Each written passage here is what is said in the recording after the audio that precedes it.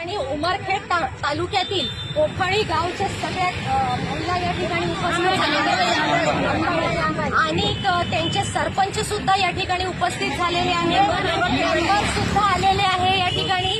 त्यांनी गावाचा हा ग्रामपंचायतचा ठराव सुद्धा आणलेला आहे, निवेदन सुद्धा आणलेलं आहे. आज 100 किलोमीटरवरून आमच्या या महिला मंडळी न्याय मागण्याकरिता माननीय पोलीस अधीक्षकांकडे आम्ही सगळेजण आलेलो आहोत.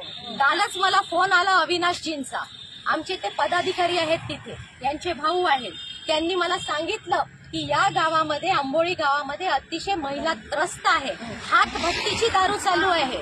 एवढेच नाही तर लहान लहान पोरं सुद्धा दारू प्यायला लागलेले आहेत आणि या बायांचे संसार आता रस्त्यावर आलेले आहेत. अनेक लोक मेले सुद्धा आहेत आणि रोज हातावर खाऊन पानावर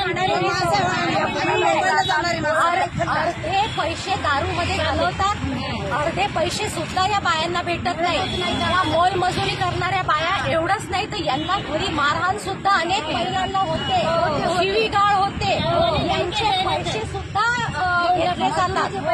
आणि याच्यासाठी न्याय मागण्याकरता आम्ही या ठिकाणी पोलीस अधीक्षकांकडे आलेलो आहोत. या गावची दारू संपूर्णपणे बंद झाली पाहिजे, हा पहिला मुद्दा. दुसरा मुद्दा, दारूवाल्यांवर कारवाई न करता जे दारूच्या विरोधात एल्गार उठवत आहेत, जे दारूच्या विरोधात आवाज उठवत आहेत, जे महिलांना न्याय व्यवस्थेसाठी पुढे येत आहेत, अशा लोकांवर तुम्ही गुन्हे याचं उत्तर आम्हाला पाहिजे.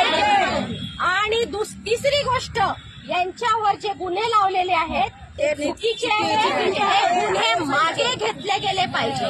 आणि दारू जे अवैधपणे विकतात त्यांच्यावर गुन्हे नोंद झाले पाहिजे, अशी आमची या ठिकाणी मागणी आहे.